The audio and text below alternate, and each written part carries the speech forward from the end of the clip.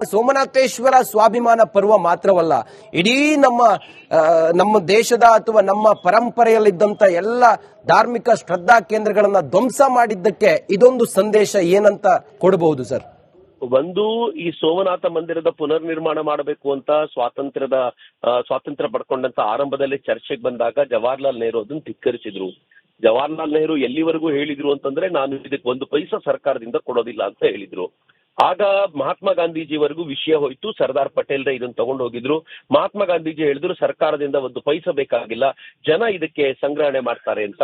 ಅದಾದ ನಂತರ ಸರ್ದಾರ್ ಪಟೇಲ್ರು ಅದಕ್ಕೋಸ್ಕರ ಒಂದು ಸಮಿತಿಯನ್ನ ರಚನೆ ಮಾಡಿ ಆ ಸಮಿತಿಯ ಮೂಲಕ ಹಣ ಸಂಗ್ರಹಣೆಗೆ ನಿಂತರು. ಅಫ್ಕೋರ್ಸ್ ಸರ್ದಾರ್ ಪಟೇಲ್ರು ಮುಂದೆ ನಿಂತರೆ ಯಾವ ಕೆಲಸ ಆಗೋದಿಲ್ಲ ಹೇಳಿ. ಅವ್ರು ಮೊದಲಿಂದಲೂ ಕೂಡ ಅತ್ಯುತ್ತಮ ಸಂಘಟಕ ಮತ್ತು ಜನಕ್ಕೆ ಅವರ ಮೇಲೆ ಅಪಾರವಾದ ವಿಶ್ವಾಸ ಇತ್ತು.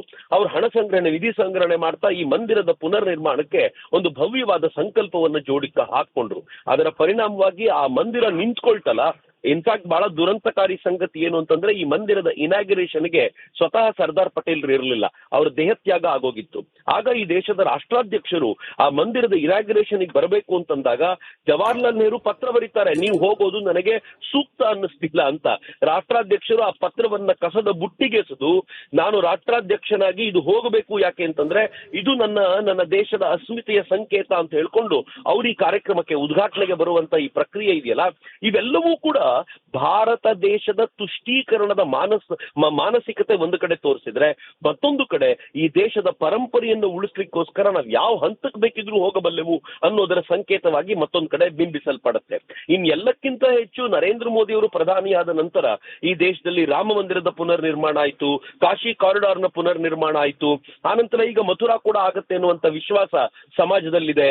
40,000ಕ್ಕೂ ಹೆಚ್ಚು ಮಂದಿರಗಳ ಕೆಳಗೆ, ಮಂದಿರಗಳ ಮೇಲೆ ಮಸೀದಿಯನ್ನ ಕಟ್ಟಿದ್ದಾರೆ, ಅದನ್ನು ಬಿಡಿಸ್ಕೊಳ್ಬೇಕು ಎನ್ನುವಂತ ಸಂಕಲ್ಪ ಜೋರಾಗ್ತಿದೆ. ಇದೆಲ್ಲವನ್ನು ನೋಡುವಾಗ ಅನ್ಸುತ್ತೆ, ಈ ನಾವೇನು ಸೋಮನಾಥ ಮಂದಿರದ ವಿಶ್ವೇಶ್ವರನ ಆ ಮಂದಿರದಲ್ಲಿರುವಂತ ಶಿವನ ಕಲ್ಪನೆಯನ್ನು ಕಟ್ಕೊಳ್ತಿದೀವಲ್ಲ, ಅದು ಬರೀ ಆ ಶಿವನನ್ನ ಮಾತ್ರ ಉಳಿಸ್ಕೊಂಡಿಲ್ಲ, ಎಲ್ಲ ಕಡೆಗಳಲ್ಲೂ ಹುದುಗಿ ಹೋಗಿರುವಂತ ಶಿವನ ಮೂರ್ತಿಗಳು ಮೇಲೇಳುವಂತ ಸಂದರ್ಭಕ್ಕೆ ಅದು ಪೂರಕವಾಗಿ ನಿಂತಿದೆ ಅಂತ ನನಗನ್ಸುತ್ತೆ. ಓಕೆ, ಚಕ್ರವರ್ತಿ ಸೂಲಿಬೇಲಿ ಅವರೇ, ಇದೊಂದು ಹೋರಾಟದ ಹಾದಿ, ಇದು ಸಾಮಾನ್ಯ ಹಾದಿ ಅಲ್ಲ. ಇದು ಬಹುಶಃ ಅಂತ ಮೊಘಲರ ವಿರುದ್ಧ, ಅಂತ ಮುಸಲ್ಮಾನರ ವಿರುದ್ಧ ನಾವು ಪುಟಿದೆದ್ದು ನಿಂತು ಇವತ್ತು ನಾವು ನಮ್ಮತನವನ್ನ ಅಥವಾ ನಮ್ಮ ಮೂಲ ಸೆಲೆಯನ್ನ ನಾವು ಕಂಡುಕೊಂಡಿದ್ದೀವಿ. ಈ ಹೋರಾಟದ ಹಾದಿ ಹೇಗಿತ್ತು ಸರ್? ನಿರಂತರ ಈ 1,000 ವರ್ಷಗಳ ಈ ಹೋರಾಟದ ಹಾದಿ ಬರೀ ಸೋಮನಾಥ ಮಂದಿರ ಅಲ್ಲ ರಂಜಿತ್. ಈ ದೇಶದಲ್ಲಿ ಯಾವುದು ಈ ದೇಶದ ಜನರ ಆಸ್ಥೆಯ ಕೇಂದ್ರವಾಗಿದೆಯೋ ಅದನ್ನೆಲ್ಲ ಮರಳಿ ಪಡೆಯೋದಕ್ಕೆ ಈ ದೇಶ ಯಾವತ್ತೂ ಶ್ರಮಿಸಿದೆ. ಅನ್ಲೆಸ್ ಆ ಭೂಭಾಗ ನಮ್ಮಿಂದ ಕೈ ತಪ್ಪಿ ಹೋಗಿದೆ ಅನ್ನೋದು ಬಿಟ್ರೆ ಎಲ್ಲ ಕಾಲದಲ್ಲೂ ನಾವು ಅದಕ್ಕೋಸ್ಕರ ಫೈಟ್ ಮಾಡಿದೀವಿ. ಉದಾಹರಣೆಗೆ ಮುಲ್ತಾನ್ ಅನ್ನುವಂತ ಜಾಗ ಇವತ್ತೇನ್ ಪಾಕಿಸ್ತಾನ ಅಫ್ಘಾನಿಸ್ತಾನಗಳ ನಡುವೆ ಇದೆ, ಅದು ವಾಸ್ತವವಾಗಿ ಮೂಲ ಸ್ಥಾನ, ಅದು ಸೂರ್ಯನ ದೇವಸ್ಥಾನ. ಹೇಗೆ ಶಿವನನ್ನ ಕೃಷ್ಣನನ್ನ ನಾವು ಆರಾಧಿಸ್ತೀವೋ, ರಾಮನನ್ನ ಆರಾಧಿಸ್ತೀವೋ, ಹಾಗೆ ಒಂದು ಕಾಲದಲ್ಲಿ ಸೂರ್ಯನನ್ನು ಕೂಡ ಈ ದೇಶದಲ್ಲಿ ಅಷ್ಟೇ ವ್ಯಾಪಕವಾಗಿ ಆರಾಧಿಸಲಾಗ್ತಿತ್ತು. ಅದರ ಒಂದು ಮಂದಿರ ಮುಲ್ತಾನ್ ನಲ್ಲಿತ್ತು. ಮೊಹಮ್ಮದ್ ಬಿನ್ ಕಾಸಿಂ ಅದನ್ನ ಕೆಡವಿದ ನಂತರ ರಾಜ ಜಯಸಿಂಹ ಅದನ್ನ ಪಡ್ಕೋಬೇಕು ಅಂತ, ದಾಹಿರನ ಮಗ ಜಯಸಿಂಹ ಅದನ್ನು ಪಡ್ಕೋಬೇಕು ಅಂತ ನಿರಂತರವಾಗಿ ಆಕ್ರಮಣಗಳನ್ನು ಮಾಡ್ತಾನೆ. ಆದ್ರೆ ಪ್ರತಿ ಬಾರಿ ಆಕ್ರಮಣಕ್ಕೊಳಗಾದಾಗ ಆ ಮೂರ್ತಿಯನ್ನ ಮುಂದಿಟ್ಟು, ನೀವು ಆಕ್ರಮಣ ಮಾಡಿದ್ರೆ ಈ ಮೂರ್ತಿಯನ್ನ ಸುಟ್ಟು ಬಿಡ್ತೀವಿ, ನಾಶ ಮಾಡ್ತೀವಿ ಅಂತ ಹೇಳ್ತಾರೆ ಎನ್ನುವ ಕಾರಣಕ್ಕೋಸ್ಕರ ವಾಪಸ್ ಬರ್ತಾನೆ ಅಂತ.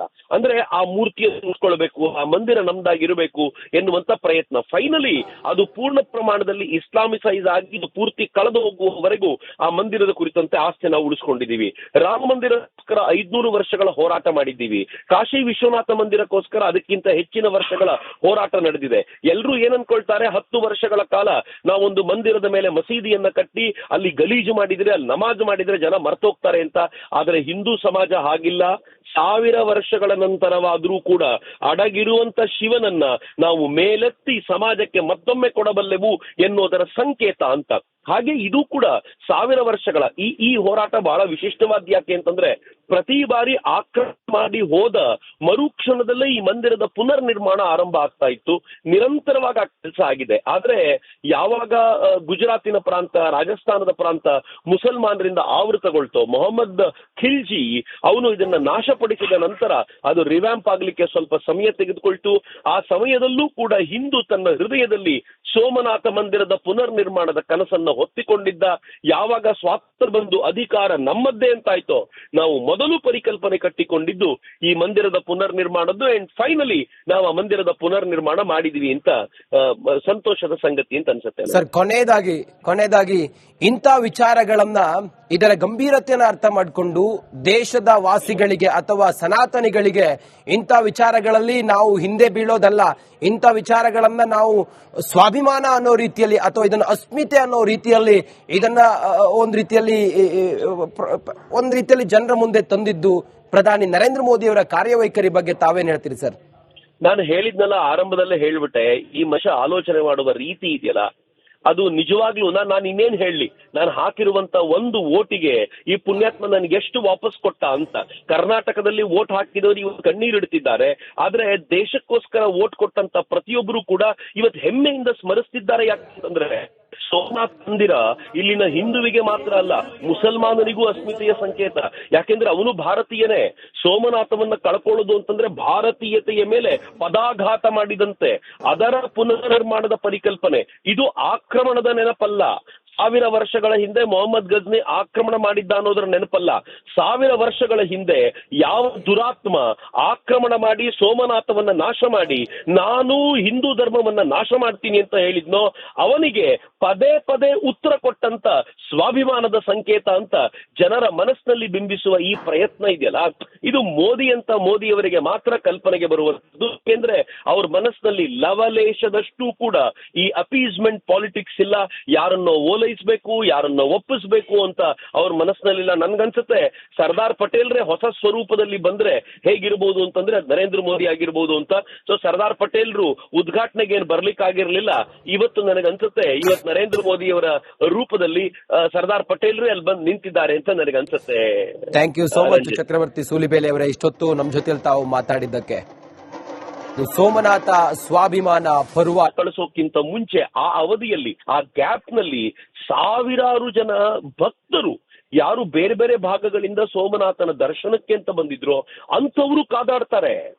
ಕೆಲವು ದಿನಗಳವರೆಗೆ ಅವನಿಗೆ ಒಳಗೆ ಬರ್ಲಿಕ್ಕೆ ಬಿಡದಂತೆ ಕಾದಾಟ ನಡೆಸಿ ಅಷ್ಟಕ್ಕೂ ಪ್ರೊಟೆಕ್ಷನ್ ಕೊಡುವಂತ ಒಂದು ವ್ಯವಸ್ಥೆ ಮಾಡ್ತಾರಲ್ಲ, ಅದು ನನ್ಗನ್ಸುತ್ತೆ ನಿಜವಾಗಿಯೂ ಈ ದೇಶದ ಹಿಂದೂಗಳು ತಮ್ಮ ಅಸ್ಮಿತೆಯ ಸಂಕೇತಗಳನ್ನು ಉಳಿಸಿಕೊಳ್ಳಲಿಕ್ಕೆ ನಡೆಸುವಂತ ಪ್ರಯತ್ನ ಎಂತದ್ದು ಅಂತ ಬಹುಶಃ ನನಗೆ ಅಲ್ಲಿ ಅರ್ಥ ಆಗುತ್ತೆ ಅಂತ ಅನ್ಸುತ್ತೆ ರಂಜಿತ್. Correct sir. ಇನ್ನೊಂದು ವಿಚಾರ, ನಮ್ಮ ಧಾರ್ಮಿಕ ಶ್ರದ್ಧಾ ಕೇಂದ್ರಗಳ ಮೇಲೆ ನಿರಂತರವಾದಂತಹ ದಾಳಿ, ಅವುಗಳನ್ನ ಧ್ವಂಸ ಮಾಡುವಂತ ಪ್ರಯತ್ನಗಳು ನಾವು ನೋಡ್ತಾನೆ ಇದ್ವಿ.